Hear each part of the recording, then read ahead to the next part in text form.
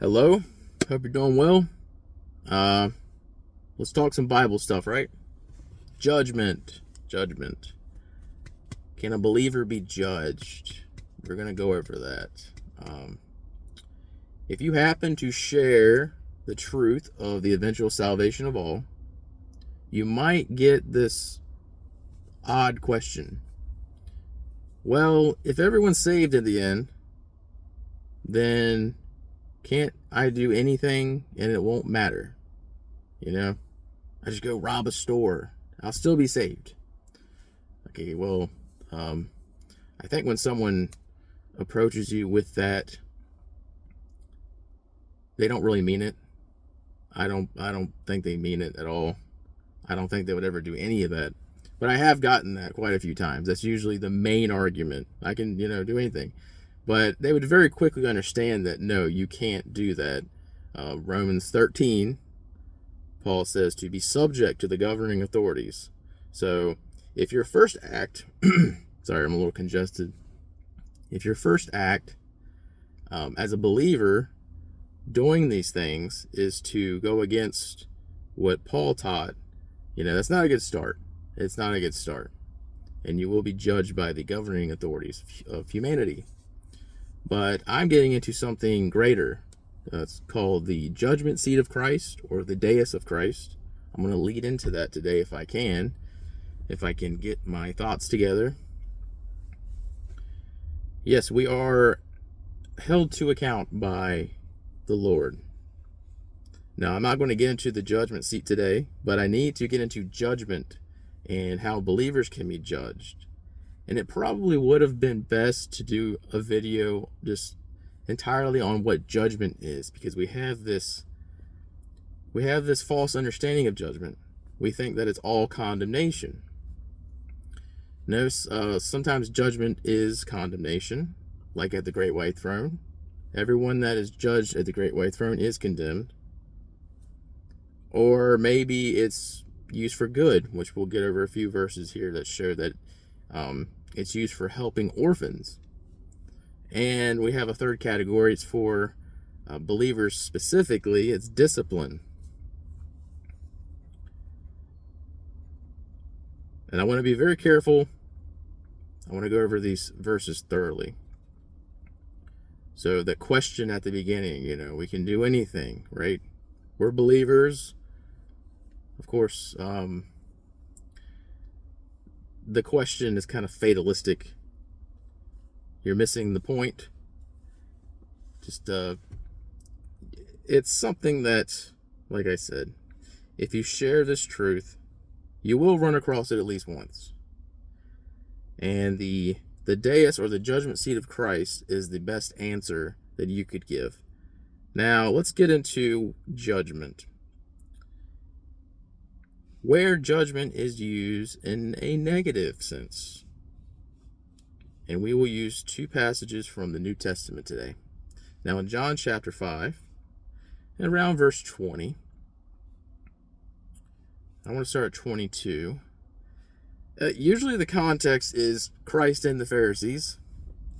Usually. But in verse 22, we always have to go with the context to figure out what the judgment means. So I'm going to read it real quick, starting at verse 22. For neither is the Father judging anyone, but has given all judging to the Son. Now that in itself, without any other verses, is true. This could be condemnation, or discipline, or reward. But if we go to verse 23, in this specific verse, we understand that this is dealing with more on the condemning side. So verse 23, that all may be honoring the Son, according as they are honoring the Father. He who is not honoring the Son is not honoring the Father who sends him. Verily I am saying to you that he who is hearing my word and believing him who sends me has life aeonian, and is not coming into judging, but has proceeded out of death into life.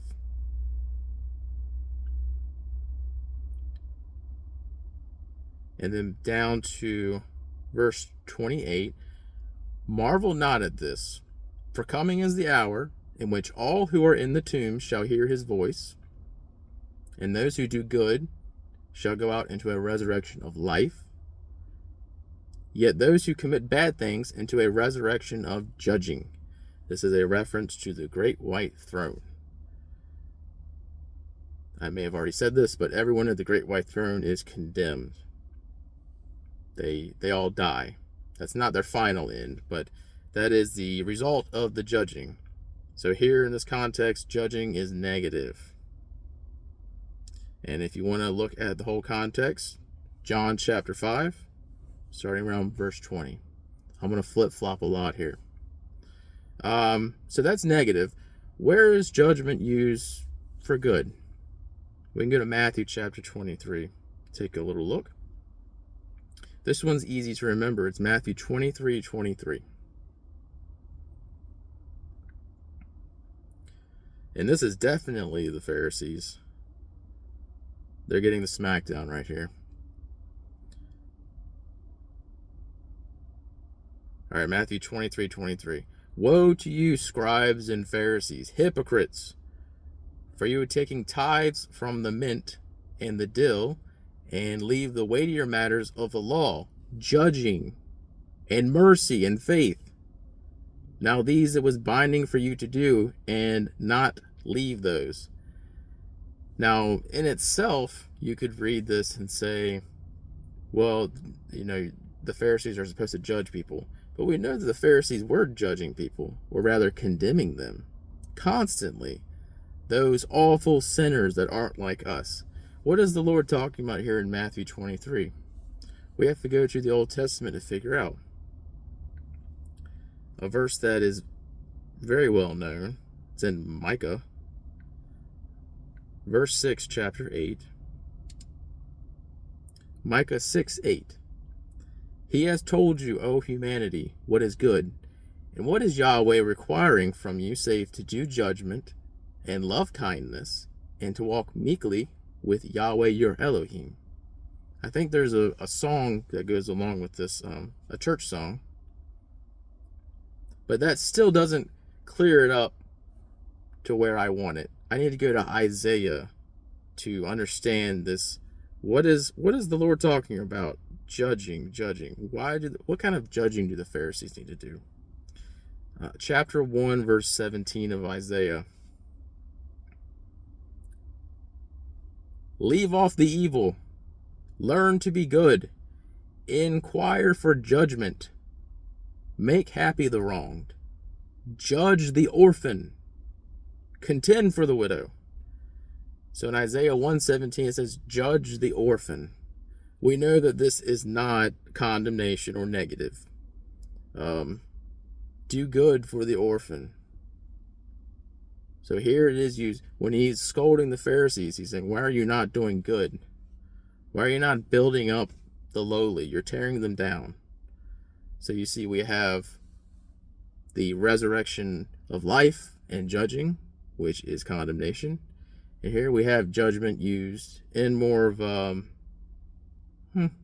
guess all judgment is benevolent. I was going to say in a more benevolent sense, but. So there's, sorry, I don't even know what it is. Something just came out of my mouth. It wasn't a word. Two types of judgment. What about believers?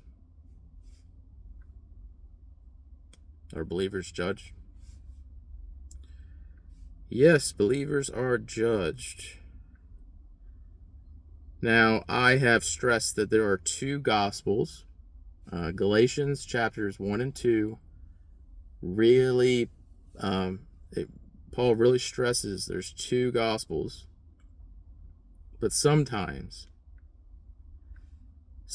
there are what we call inter-administrational truths. So you would call each gospel an administration of God. God's doing different things. So they overlap. And there's a few similarities, but to make my point, in Hebrews chapter 12, this is the kind of judgment that is important for believers. In Hebrews chapter 12, verse 5. I know this is a lot of verses. I feel like a jackrabbit just jumping around doing all this. Hebrews 12. And you have been oblivious of the entreaty which is arguing with you as with sons. This is my literal version. Sometimes it sounds a bit off, but I'm just going to stick with it. My son, do not disdain the discipline of the Lord, nor yet faint when being exposed by him. For whom the Lord is loving, he is disciplining, yet he is scourging every son to whom he is assenting.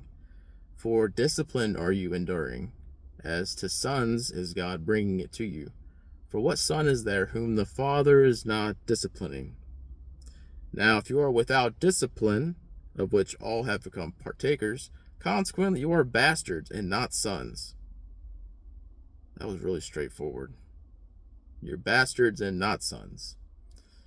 The point of this judgment, which is neither condemnation nor blessing, I guess it could be blessing in a way if you look at it in the big picture. God's molding you, is to separate you from the world.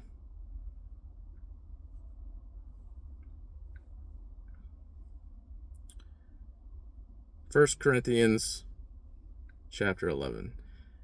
An interesting passage about the Lord's dinner.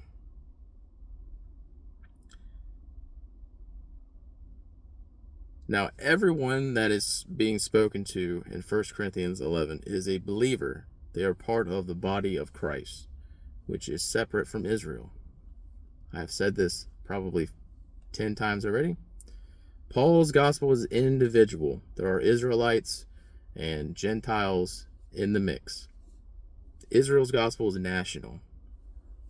But all these people here that he's talking to, these are recipients of transcendent grace.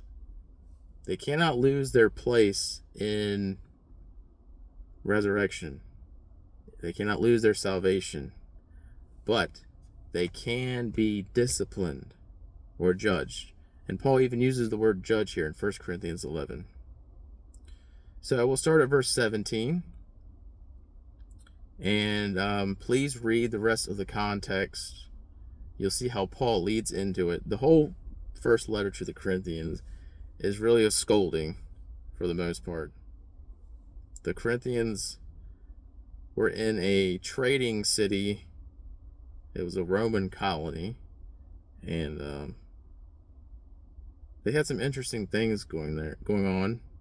Something called the Isthmian Games. I hope I pronounced that right. Isthmian. I'm not gonna try to say it right. The Isthmian Games. Anyways, there was a lot of weird stuff going on in Corinth, right? A lot of partying. But this has to do with the Lord's dinner. Verse 17. Now in giving this charge, I am not applauding, for you are coming together, not for the better, but for discomfiture. For first, indeed, at your coming together in the ecclesia, I am hearing of schisms inhering among you, and some part I am believing. For it must be that there are sects also among you, that those also who are qualified may be becoming apparent among you. This is not a compliment. Paul is insulting them. The ones that were apparent in Corinth were not doing right. He's being sarcastic. He's saying, oh, you're qualified. Look at you. You're standing head and shoulders above the rest of the church. Yes, sarcasm. Paul uses sarcasm quite often. Then at your coming together in the same place, it is not to be eating the Lord's dinner. For each one is getting his own dinner before in the eating, and one indeed is hungry, yet one is drunk. For have you no homes at all in which to eat and drink? Or are you despising the ecclesia of God, and mortifying those who have nothing? What may I be saying to you? Shall I be applauding you in this? I am not applauding. Now he's going to get into the Lord's dinner, just a description. I'm going to skip over that.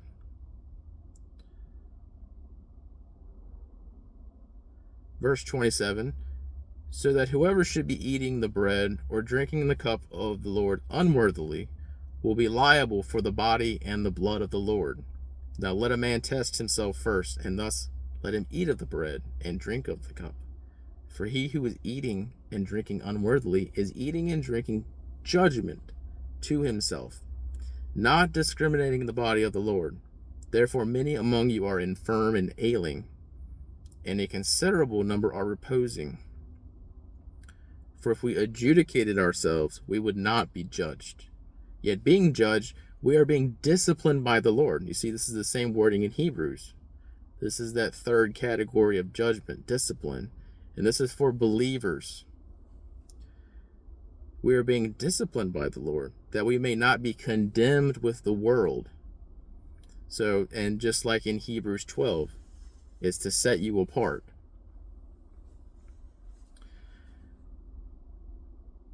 There are two other passages that I need to go over before I end this.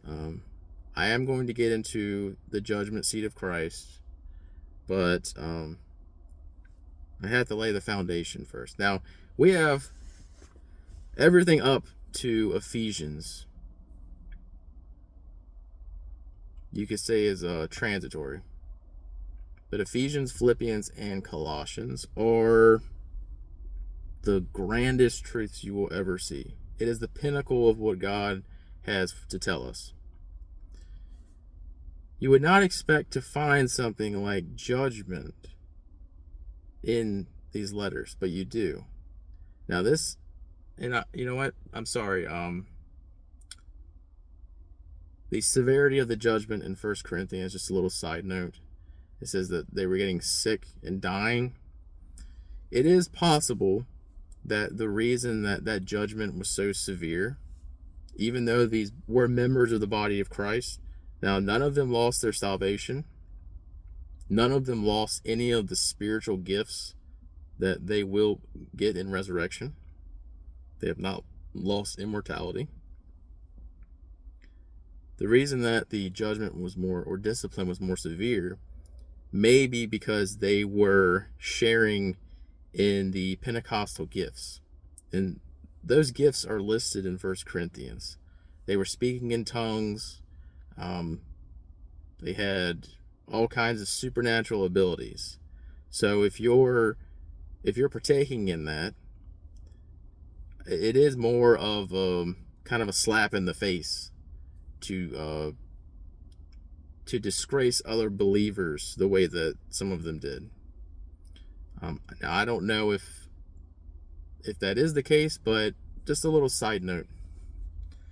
So we have Ephesians, Philippians, and Colossians. We would not expect to find anything that could be, well, I was going to say condemnation, but discipline. There's a parallel verse. There are two parallel verses. One's in Ephesians, one's in Colossians. Now these two verses sort of confused me for a long time. Understanding discipline, that discipline is current. And I need to say something. When you are changed, or hopefully when you're changed, we don't want any more people to die. But if you do and you're resurrected instead of changed, you're made immortal. There is nothing to discipline or judge at this point. If you are in the body of Christ and you are resurrected, you will be perfect. Now, you cannot be perfect if there is still something in your life that needs to be judged. Now, regarding the Deus of Christ, I take it as a current, ongoing discipline by Christ instead of a future judgment. Making it a future judgment creates too many problems, but I will get into that in the next video. Now in Ephesians chapter 6, remember, Ephesians, Philippians, Colossians, this is talking about every spiritual blessing among the celestials, that you are sealed with God's Spirit. Paul goes on and on, but then he gets into conduct. And these two passages are in relation to conduct. Remember, Remember Hebrews 12 and what we just read in 1 Corinthians 11. And this is talking about slaves and their owners. Not exactly something that we see today. But it's Ephesians chapter 6. Children, be obeying your parents in the Lord, for this is just. Honor your father and mother, which is the first precept with a promise, that it may be becoming well with you, and you should be a long time on the earth. And fathers, do not be vexing your children, but be nurturing them in the discipline and admonition of the Lord. Now there's the word discipline again. Slaves, be obeying your masters according to the flesh with fear and trembling, in the singleness of your heart as to Christ, not with eye slavery as man pleasers, but as slaves of Christ, doing the will of God from the soul, with good humor, slaving as to the Lord and not to men, being aware that whatsoever good each one should be doing, for this he will be requited by the Lord, whether slave or free. And masters, be doing the same toward them, being lax and threatening, being aware that their master, as well as yours, is in the heavens, and there is no partiality with him. Now please keep 1 Corinthians chapter 11 in your mind. What happened with the Corinthians? Yeah, it was severe, but it was still discipline. And he says that whatever good you should be doing, you will be requited by the Lord. And then there's a bit of a threat with the masters in verse 9. Masters, be doing the same toward them, being lax and threatening, being aware that their master as well as yours is in the heavens, and there's no partiality with him. There's a parallel passage in Colossians chapter 3.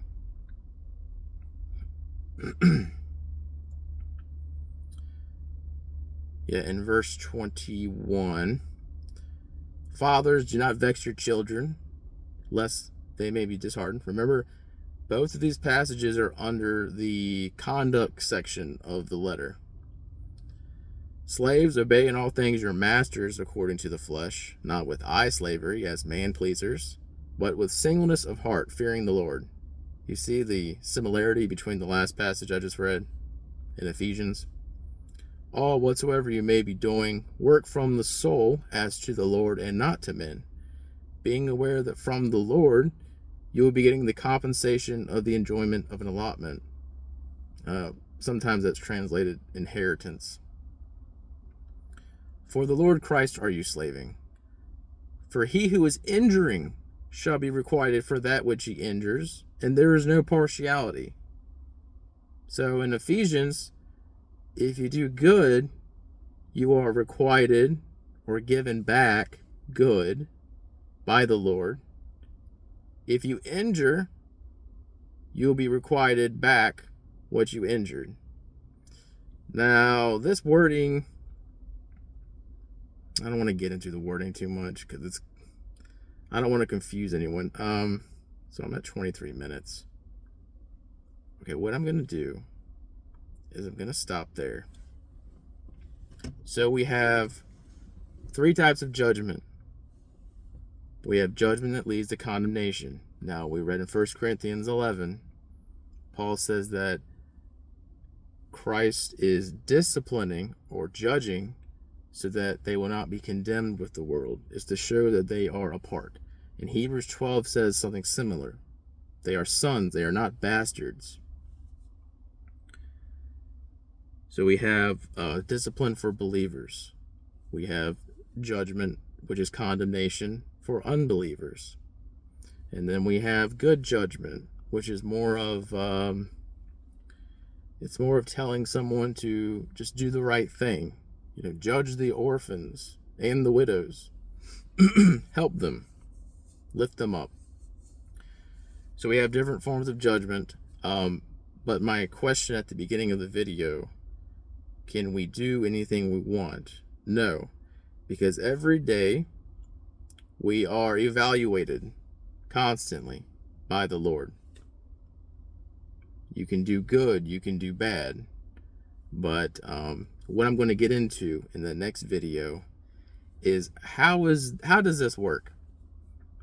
Is Christ sitting there just counting everything good and bad that you did, and he's waiting for a certain day out of the week to deal with you?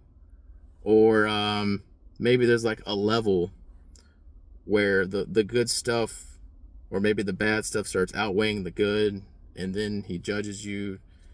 Or is it something like an ongoing process to mold you?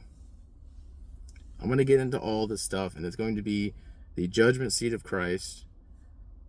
Most people think that it is a future event. I used to think this until I realized the importance of immortality. Once again, if you are immortal, you cannot be judged. If you were to say that an immortal human being could be judged, it would have to be in the manner of judging the orphans and the widows. And in that case, it would be God giving you every spiritual blessing among the celestials. We cannot say that someone that is resurrected and perfect is also not perfect and needs to go to a throne to be condemned in some manner. So I'm going to approach the judgment seat of Christ, which is commonly understood as a future event, as a current event, and I'm going to show grammatically how this is possible. I'm going to go over those two verses in Ephesians and Colossians again. And so believers can be judged, but it is for the sake of discipline to separate you from the rest of the world. And I'm going to stop there today.